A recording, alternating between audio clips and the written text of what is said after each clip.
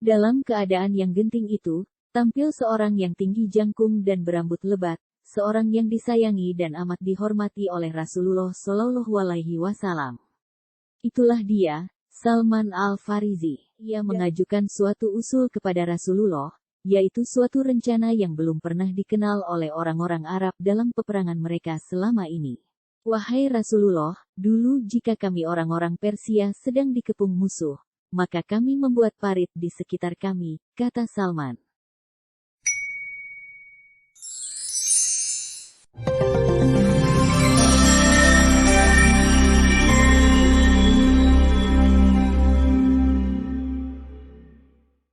Assalamualaikum warahmatullahi wabarakatuh. Hai sahabat WME Channel, jumpa lagi dalam segmen kisah para sahabat Nabi. Kisah kali ini menceritakan tentang Rasulullah dan kaum muslimin di kota Madinah, yang sedang menghadapi keadaan yang gawat, karena mereka sedang dikepung oleh puluhan ribu pasukan sekutu kafir Quraisy dan kaum Yahudi yang mengepung kota Madinah dari arah depan dan belakang. Bagaimanakah Rasulullah dan kaum muslimin mengatasi keadaan itu? Dengan cara apa mereka bertahan? Sebelum kita masuk ke ceritanya, jangan lupa untuk subscribe dan nyalakan lonceng channel ini.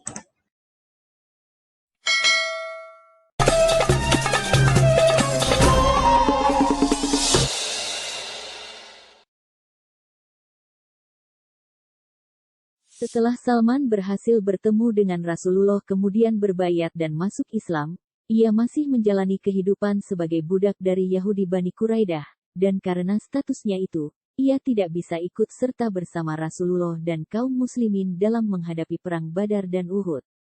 Karena perbudakan menjadi penghalang bagi Salman untuk ikut serta dalam peperangan seperti di perang Badar dan Uhud, maka suatu hari Rasulullah menitahkan kepadanya, mintalah pada majikanmu agar ia bersedia membebaskanmu dengan menerima uang tebusan. Salman pun kemudian meminta pembebasan dirinya kepada majikannya sebagaimana yang dititahkan Rasulullah. Salman lantas mendapatkan persetujuan dari tuannya. Dengan persyaratan, dia akan membayar majikannya 40 ukiah emas dan menanam 300 pohon kurma yang baru. Nabi saat itu meminta para sahabat untuk membantu Salman, mengumpulkan jumlah pohon kurma yang diminta. Nabi kemudian memerintahkan Salman untuk menggali lubang yang cukup untuk menanam bibit. Rasulullah kemudian menanam setiap bibit dengan tangannya sendiri. Salman lantas memberikan pohon-pohon itu kepada majikannya. Di sisi lain, Nabi juga memberi Salman emas sebesar telur ayam dan memintanya untuk memberikan emas seberat 40 ukiah itu kepada majikannya sebagai penebus utang. Salman pun akhirnya dibebaskan. Sejak saat itu, Salman menjadi sahabat dekat Rasulullah. Akhirnya Allah memerdekakan dirinya dan ia bisa hidup sebagai muslim yang bebas merdeka, serta mengambil bagian bersama Rasulullah dalam setiap peperangan yang terjadi.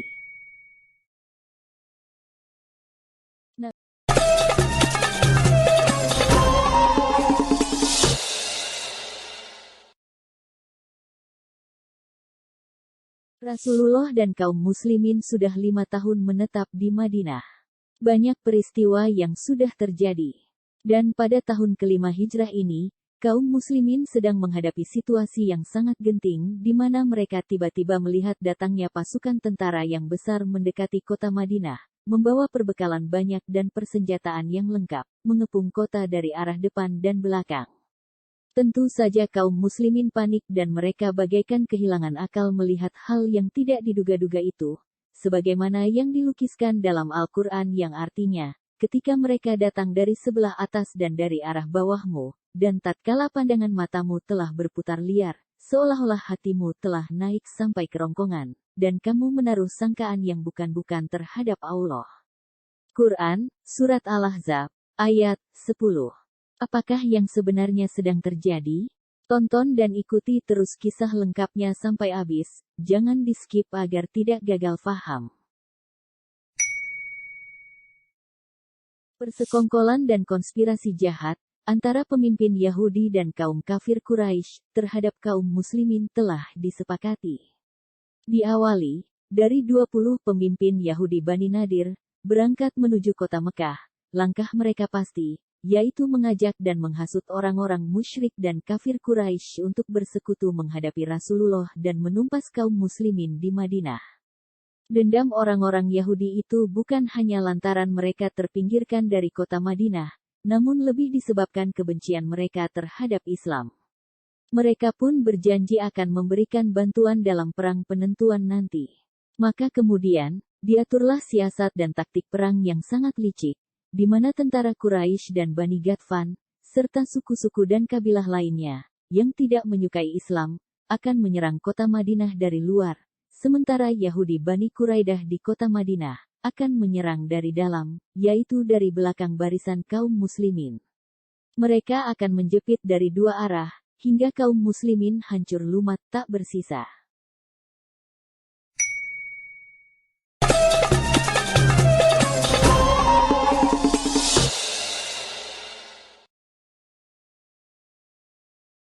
Kaum muslimin menyadari keadaan mereka yang gawat ini. Rasulullah pun bermusyawarah dengan para sahabatnya untuk mengatasi keadaan yang sedang terjadi.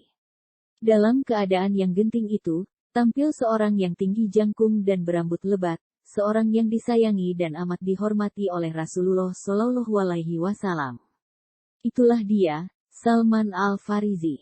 Dari tempat ketinggian, ia melayangkan pandang meninjau sekitar Madinah.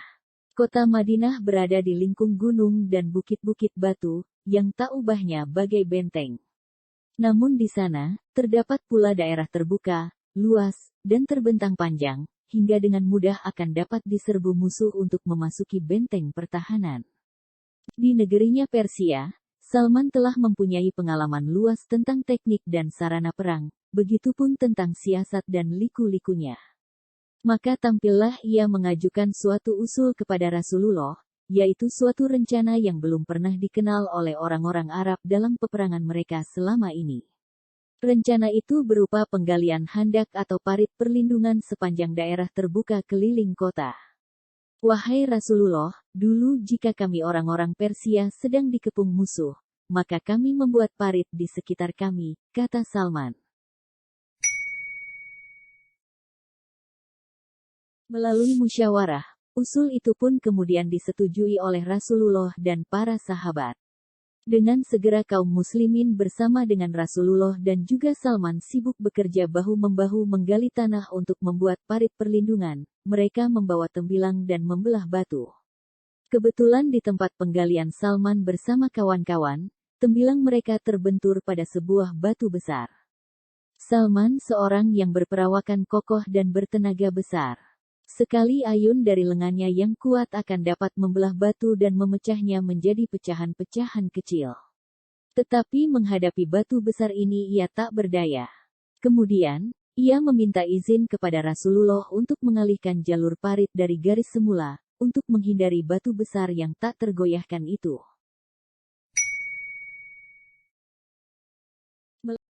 Rasulullah kemudian menyaksikan sendiri keadaan batu tersebut. Beliau pun meminta sebuah tembilang, dan menyuruh sahabat untuk mundur, agar terhindar dari pecahan-pecahan batu.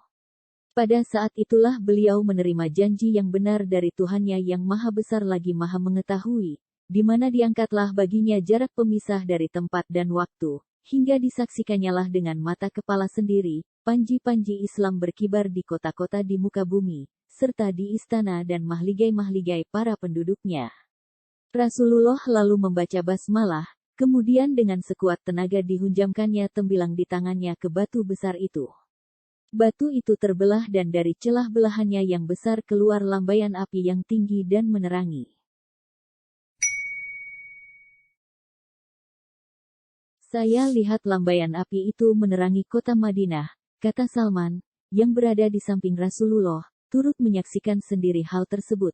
Sementara Rasulullah mengucapkan takbir dan sabdanya, Allah Maha Besar.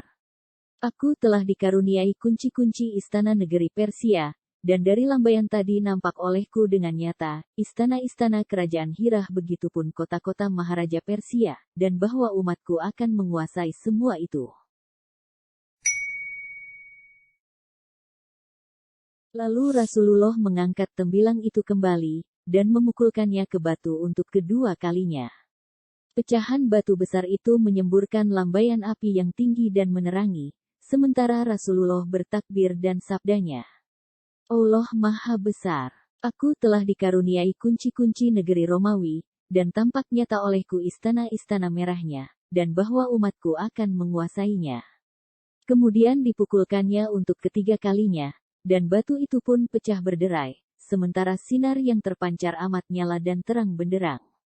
Rasulullah pun mengucapkan la ilaha illallah, diikuti dengan gemuruh oleh kaum muslimin. Lalu Rasulullah menceritakan bahwa beliau melihat istana-istana dan mahligai-mahligai di Syria maupun sana, begitupun di daerah-daerah lain yang suatu ketika nanti akan berada di bawah naungan bendera Allah yang berkibar. Maka dengan keimanan penuh kaum muslimin pun berseru, inilah yang dijanjikan Allah dan Rasul-Nya, dan benarlah Allah dan Rasul-Nya.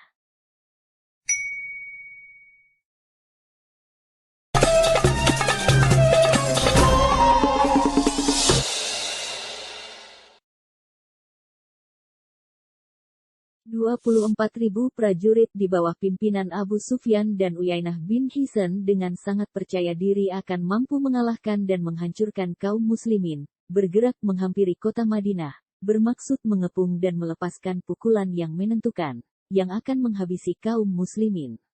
Peristiwa ini merupakan percobaan akhir dan menentukan, dari pihak musuh-musuh Islam, baik dari perorangan maupun dari suku-suku dan golongan.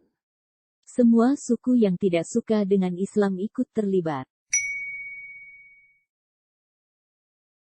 Saat tiba waktunya perang, puluhan ribu pasukan musuh sudah siap menyerang pasukan muslimin yang hanya berjumlah 3.000 orang. Ketika pasukan Quraisy menyaksikan parit terbentang di hadapannya, mereka merasa sangat terpukul melihat hal yang tidak disangka-sangka itu. Ternyata, strategi aneh yang belum dikenal bangsa Arab kala itu, sangat ampuh mengatasi keadaan kaum muslimin yang sedang terjepit, sehingga pasukan sekutu yang berkekuatan besar pun tidak mampu berbuat apa-apa, selain membuat perkemahan tidak jauh dari Madinah. Tidak kurang sebulan lamanya kekuatan mereka bagai terpaku di kemah-kemah, karena tidak berdaya menerobos kota. Beruntung, logistik penduduk Madinah saat itu tercukupi untuk 1 tahun. Sedangkan selama pengepungan itu, pertempuran yang terjadi sebatas saling melepas anak panah. Ketimbang disebut sebagai perang terbuka, perang ini lebih tepat disebut sebagai perang psikologis dan tipu muslihat. Jumlah korban nyawa dari kedua belah pihak pun tidak banyak, 6 orang dari pasukan muslim dan 10 orang dari pasukan sekutu.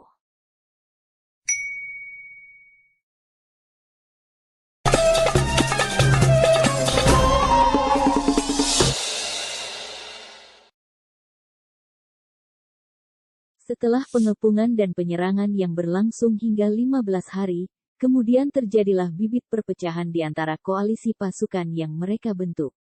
Kaum Yahudi dari Bani Nadir dan Quraisyah enggan berperang di hari Sabat. Sedangkan kaum Quraisy memaksa untuk tetap berperang. Quraisy pun merasa dikhianati kaum Yahudi. Akhirnya persengketaan pun terjadi, dan persekutuan mereka akhirnya berantakan.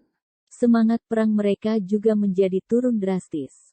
Dalam situasi seperti ini, Rasulullah lalu berdoa, "Ya Allah yang menurunkan Alkitab, dan yang cepat hisapnya, kalahkanlah pasukan musuh. Ya Allah, kalahkanlah, dan guncangkanlah mereka." Tidak lama setelah Nabi Muhammad berdoa, datanglah badai yang memporak-porandakan tenda-tenda musuh. Tidak ada sesuatu yang tegak namun pasti ambruk, tidak ada yang tertancap melainkan pasti tercabut, dan tidak ada seorang pun yang dapat berdiri tegak di tempatnya. Allah telah memberikan pertolongannya dengan mengirimkan angin topan dan para malaikat untuk memporak-porandakan perkemahan pasukan sekutu sehingga akhirnya mereka lari ketakutan. Seperti yang difirmankan Allah dalam Al-Quran, yang artinya, "Wahai orang-orang yang beriman, ingatlah akan nikmat Allah, yang telah dikaruniakan kepadamu, ketika bala tentara datang kepadamu, lalu kami kirimkan kepada mereka angin topan, dan bala tentara yang tidak dapat terlihat olehmu. Allah Maha melihat apa yang kamu kerjakan." Quran. Surat Al-Ahzab, ayat 9.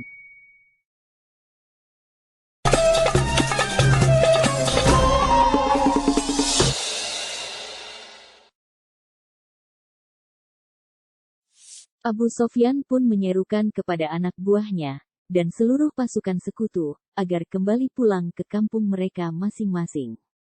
Mereka semua sangat kecewa, putus asa, dan menderita kekalahan pahit.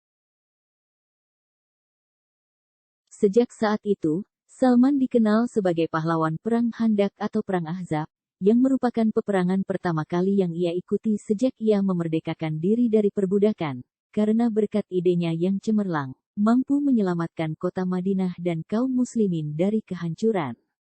Salman selalu memberikan ide-ide brilian dalam setiap peperangan, baik peperangan yang terjadi ketika Rasulullah masih hidup, maupun setelah beliau wafat.